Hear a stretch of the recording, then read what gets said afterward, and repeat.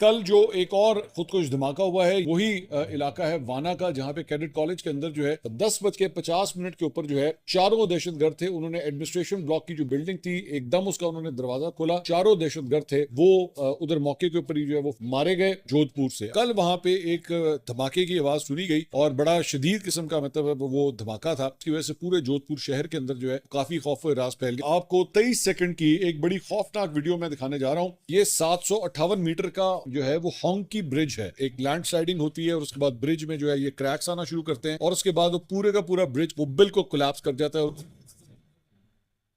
नाज़रीन, मैं मोहम्मद सुन अली खान अपने डेली चैनल के ऊपर आपको खुशामदीद कहेंगे। नाज़रीन, पिछले 12 घंटे की अहम तीन खबरों के साथ एक दफा फिर आपके सामने हाजिर हैं।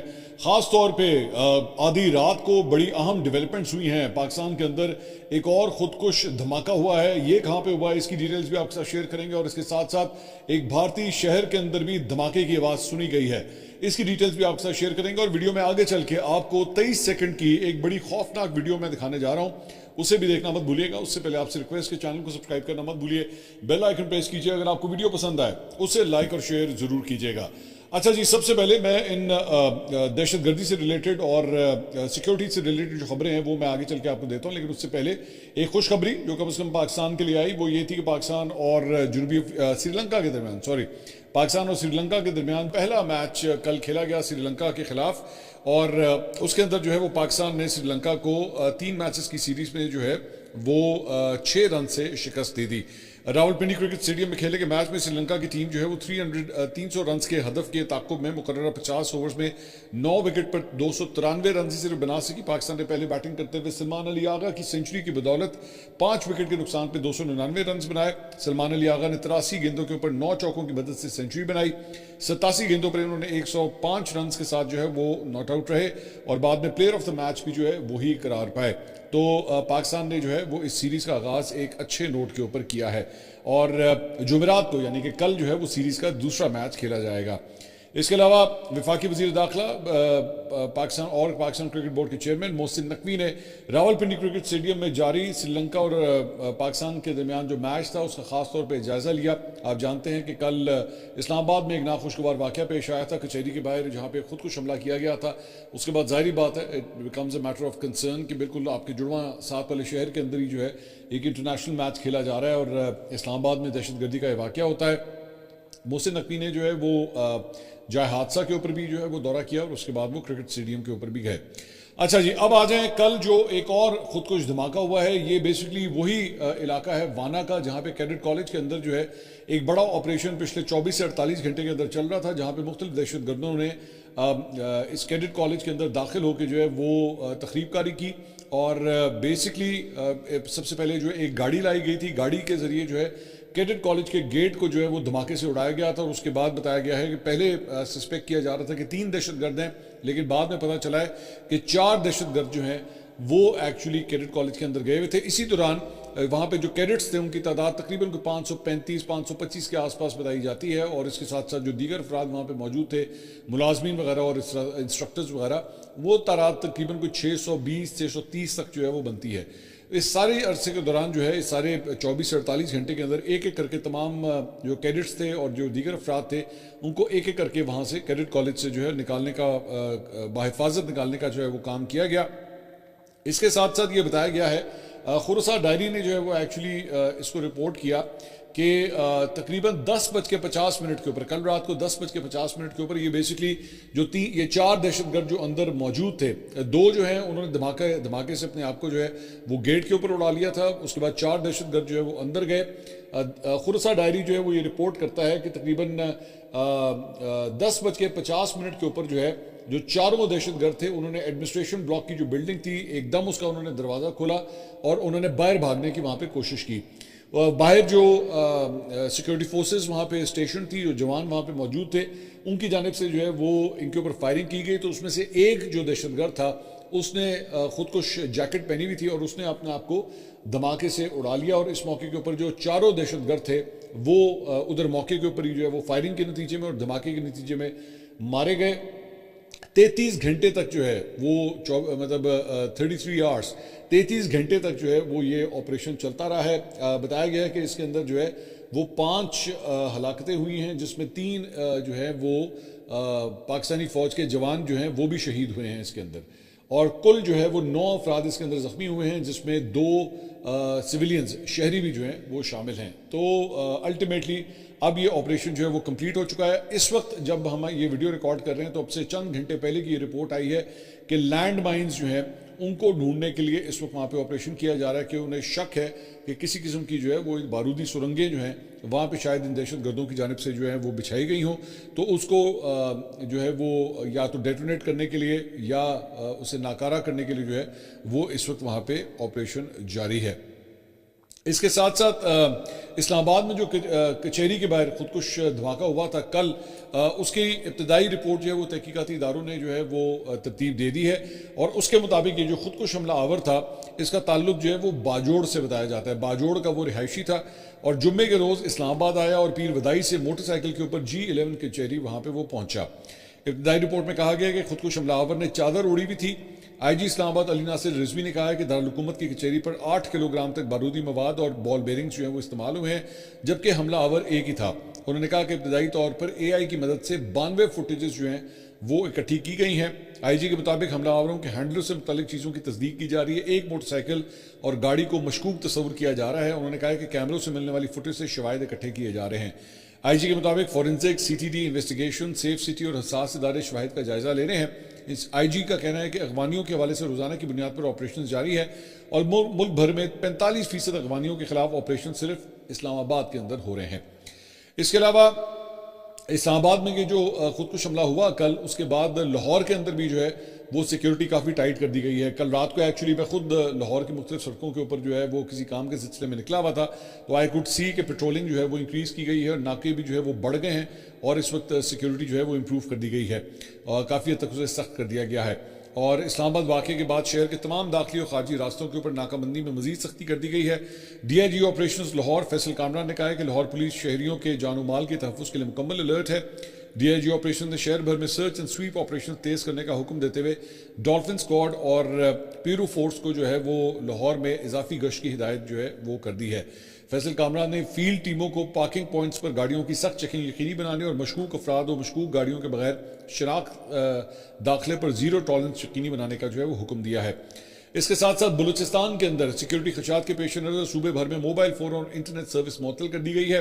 محکمہ داخلہ کے اعلامیہ کے مطابق یہ معطلی 16 نومبر تک جو ہے وہ برقرار رہے گی۔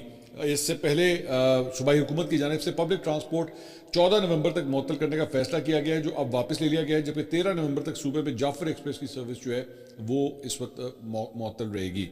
اس کے علاوہ صدر مملکت آصف علی زرداری سے وزیر اعظم شہباز شریف نے ایوان صدر میں ملاقات کی ہے۔ اس موقع پہ ملک کی مجموعی سیاسی اور سیکیورٹی صورتحال کے اوپر تبادلہ خیال کیا گیا ہے۔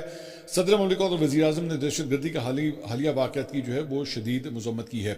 اس کے علاوہ ایک اور خبر یہ بھی آئی ہے کہ آج موسٹ پروبلی کل رات کو جو چند شوز ہوئے ہیں اس کے اندر جو حکومتی وزراء تھے یا مختلف اراکین تھے، ان کی جانب سے کہا گیا ہے کہ جناب 27ویں آئینی ترمیم آج قومی اسمبلی کے اندر جو ہے وہ پیش کی جائے گی، اور ہو سکتا ہے کہ اس کے اوپر آج ہی جو ہے وہ ووٹنگ ہو، اور اس کے بعد 27ویں آئینی ترمیم جو ہے وہ باقاعدہ طور پہ منظور کر لی جائے گی پارلیمنٹ سے۔ آپ جانتے ہیں کہ سینٹ میں جو ہے وہ آلریڈی اپروو اس کی ہو چکی ہے، اس کے بعد قومی اسمبلی سے بھی جیسے اپروو ہوگا تو اس کے بعد جو ہے فائنل سگنیچر کے لیے اس کو بھیجا جائے گا صدر مملکت کے پاس۔ تو اسی لیے جو وہ نمبر گیم ہے اسے کمپلیٹ کیا جائے گا۔ حکومت کے بعد نمبرز جو ہیں آلریڈی اس کے اندر پورے ہیں، اب دیکھتے ہیں کہ اس کے آگے کیا ہوتا ہے۔ اس کے علاوہ وزیر دفاع خواجہ آصف صاحب جو ہے وہ کل مختلف پروگرامز کے اندر آئے ہوئے تھے، تو اس میں ایک پروگرام میں جو ہے انہوں نے کہا کہ جی اسلام آباد پر حملہ کر کے افغان طالبان نے ہمیں ایک پیغام دیا۔ یہ بڑا امپورٹنٹ بیان ہے جو وزیر دفاع کی جانب سے آیا ہے۔ انہوں نے کہا افغان طالبان نے دہشت گردی کے دائرہ کار کو مزید وسیع کیا ہے، اسلام آباد حملہ دباؤ بڑھانے کی کوشش ہے، ہم افغانستان کے ساتھ حالت جنگ میں ہیں، پاکستان کے پاس بہترین دفاعی قوت موجود ہے، پاکستان دہشت گردی سے نمٹنا بہتر طریقے سے جانتا ہے، وانا کیڈٹ کالج اور اسلام آباد میں حملہ اشارہ ہے کہ ہم اس وقت حالت جنگ میں ہیں۔ پچھلے 3 سال میں پاکستان نے کئی جنازے اٹھائے ہیں، ان سب واقعات کے بعد ان کو کیسے معاف کیا جا سکتا ہے؟ کسی بھی جارحانہ صورتحال کا مقابلہ کرنے کے لیے ہم مکمل طور پر تیار ہیں، مذاکرات کے حامی ہیں، مذاکرات کو خلوص کے ساتھ ہی آگے بڑھانا چاہیے۔ افغانستان اپنی سرزمین سے دہشت گردی ختم کرنا ہی نہیں چاہتا. افغانستان کی نیت معاہدے کی نہیں ہے, وہ پاکستان کو انڈر پریشر رکھنا چاہتا ہے. موجودہ حالات میں مذاکرات کے نتائج پر کیا کہا جا سکتا ہے؟ مذاکرات کا فیصلہ قائدین اور ڈیفنس فورسز نے کرنا ہے. سوچنا ہوگا کہ اسلام آباد اور وانا میں حملوں کے بعد ہمیں کیا راستہ اپنانا ہوگا. اگر افغان طالبان دہشت گردی کریں گے تو نتائج بھگتنے پڑیں گے. دوحہ اور استنبول نے بہت کوشش کی ہے اور وہ آج بھی کوشش کرنا چاہتے ہیں. دہشت گرد اے پی ایس پشاور جیسا حملہ وانا میں کیڈٹ کالج پر کرنا چاہتے تھے. اس کے علاوہ جناب خراسہ ڈائری نے ایک اور خبر جو ہے وہ رپورٹ کی ہے. انہوں نے کہا ہے کہ جی پولیس لائن اٹیک جو کہ 30 جنوری 2022 کو ہوا تھا, اور اس کے بعد پشاور کی مینا بازار بومبنگ جو 2015 میں ہوئی تھی, اس میں قاری ہدایت اللہ جو ہے وہ مارا گیا ہے. وہ اس کا مرکزی کردار تھا اور وہ ننگرہار افغانستان میں جو ہے وہ مارا گیا ہے. اس سے پہلے جو ہے وہ ایک بم دھماکے کے اندر جو ہے وہ انجر ہوا تھا, زخمی ہوا تھا, اور اب جو ہے کل اس کی موت واقع ہو چکی ہے. اور ٹی ٹی پی کے جو مختلف گروپس تھے ان کی جانب سے جو ہے یہ تصدیق کی گئی ہے کہ وہ جو کمانڈر تھا قاری ہدایت اللہ وہ اس حادثے کے اندر جو ہے وہ مارا گیا ہے. اس کے علاوہ ایک اور خبر جو ہے وہ انڈیا سے آ رہی ہے اور وہ آئی ہے جودھ پور سے. اب جودھ پور جو ہے وہ ذہن میں رکھیے گا کہ پاکستان اور بھارت کے جو بارڈر ایریا ہے اس کے پاس ہے. کل وہاں پہ ایک دھماکے کی آواز سنی گئی اور بڑا شدید قسم کا مطلب وہ دھماکہ تھا. اب اس کے بعد جو ہے وہ پورے جودھ پور کے اندر جو ہے وہ کافی خوف و راز پھیل گیا, کیونکہ آپ جانتے ہیں کہ دلی کے اندر بھی ایک دھماکے کا جو ہے وہ واقعہ پیش آیا تھا, جس کے بارے میں ابھی تک صرف انویسٹیگیشنز ہی چل رہی ہیں. ابھی تک کوئی ڈیٹیل جو ہے وہ سامنے نہیں آئی ہے کہ ایکچولی ہوا کیا ہے. کنسپیریسی تھیوری ضرور ہیں, مختلف ہر وہاں کا انڈین چینل جو ہے وہ اپنی اپنی تھیوریاں پیش کر رہا ہے, لیکن آفیشیلی ابھی تک گورنمنٹ کی جانب سے جو ہے کلیئر کٹ اس کے اوپر جو ہے کوئی موقف نہیں لیا گیا ہے. تو جودھ پور کے اندر جو ہے وہ دھماکے کی آواز سنی گئی اور اس کی وجہ سے پورے جودھ پور شہر کے اندر جو ہے وہ کافی خوف و راز پھیل گیا. یہ چند فوٹیجز آپ اسکرین کے اوپر دیکھ رہے ہیں جس میں لوگ کافی ڈرے ہوئے, مطلب ایک دم آواز آتی ہے. لیکن بعد میں جو ہے وہ یہ کلیئر ہوا کہ بیسکلی یہ کسی دھماکے کی نہیں تھی, بلکہ وہاں پہ ساؤنڈ بیریئر جو ہے وہ بریک ہوا تھا. اور چونکہ وہاں پہ جو انڈین ایئر فورس ہے وہ ہم نے آپ کو بتایا بھی تھا کہ ان کی ایکسرسائزز چل رہی ہیں, تو وہاں پہ ساؤنڈ بیریئر جو ہے جب بریک ہوا تو اس کی بیسکلی وہ بوم کی آواز تھی, جس کی وجہ سے پورے شہر کے اندر جو ہے خوف و ہراس پھیل گیا. آبویسلی سچویشن اس قسم کی ہے کہ کوئی بھی اگر اس طرح کی دھماکے کی آواز سنے گا, اونچی آواز سنے گا, تو اس کی وجہ سے وہ ڈر جائے گا. تو initially as a matter of fact Indian مختلف چینلز نے بھی جو ہے وہ اس کو اسی طرح ہی رپورٹ کیا کہ کوئی بہت بڑا جو ہے وہ دھماکہ ہوا ہے, لیکن اس کے بعد یہ بعد میں جا کے جو ہے وہ پتہ لگا کہ نہیں, دھماکہ جو ہے وہ ایکچولی ایئر فورس کا جو ایک ان کا انڈین ایئر فورس کا جہاز تھا اس کی جانب سے ساؤنڈ بیریئر بریک ہوا تھا, جس کی وجہ سے سب کچھ ہوا ہے. اس کے علاوہ کاؤنٹر ٹیررزم ڈپارٹمنٹ نے جناب دہشت گردوں کے انتہائی مطلوب 2 ٹارگٹ کلرز کو جو ہے وہ ہلاک کر دیا ہے. سی ٹی ڈی نے بنو میں دہشت گردوں کی موجودگی کی اطلاع پر کارروائی کی اور دہشت گردوں کے 2 ٹارگٹ کلرز جو ہیں وہ ہلاک ہوئے ہیں. ترجمان کے مطابق ہلاک دہشت گردوں سے کلاشنکوف, پستول, ہینڈ گرینیڈ, موبائل فونز اور کلدن تنظیم کے کارڈ جو ہیں وہ برآمد ہوئے ہیں.